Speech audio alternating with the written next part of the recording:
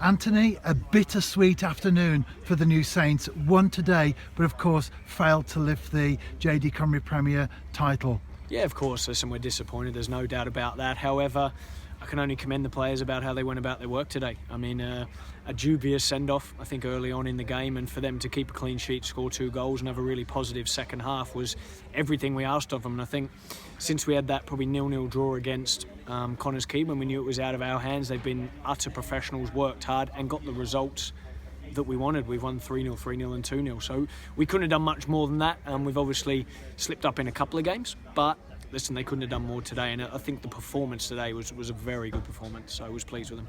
And it was a well-worked opening goal as well from Ben Clark. Yeah, it was. Clark's been doing well. I mean, we had to move him back to right back today, which he's played there a couple of times. I've seen him on the videos earlier in the season and in previous seasons, but we see him as a centre midfielder, and for him not to go back there at all during that time this season or the 10 games I've been here, I think was fantastic for him. So fair play to him. He did really well today, not just with the goal.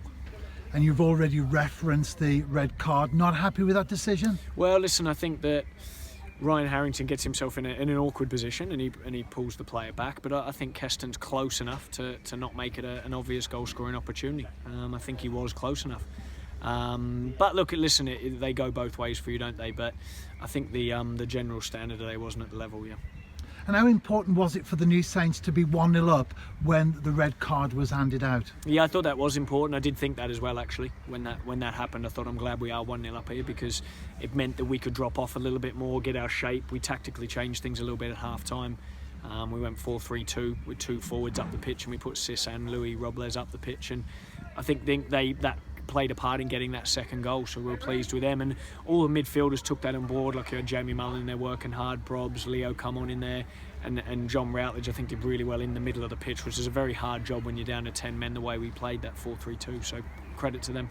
And did your message to the players change at half-time due to the fact that we only had 10 players on the pitch? Well, yeah, like I just said there, Revs, it was important that we tactically changed, because I felt we were 4-4-1 and we were getting pinned in and really pinned in, and we knew Bala are a good side, and I know they're missing a couple of players today, but when you got Venables and some good players there, I think they really put you under pressure, and they were getting really into wide areas, overloading, getting crosses in the box. So we felt with only one up top, which was Robles, it was very hard for him, so we put 2 up there, and we think that sort of changed it and helped second half get the second goal, so that was pleasing.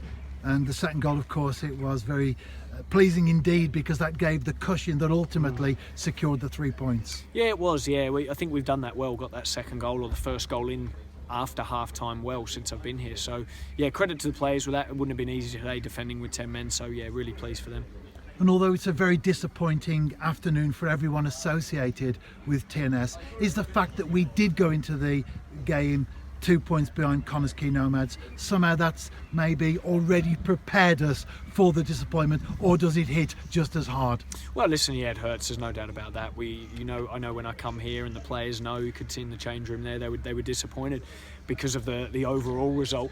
And you know here that you need to win titles and you need to win leagues, and we'll be straight back at it with a small break after the off season, back on it next season, and ready to try and win that league back. That'll be our challenge, and that'll be our goal and our target to try and do that.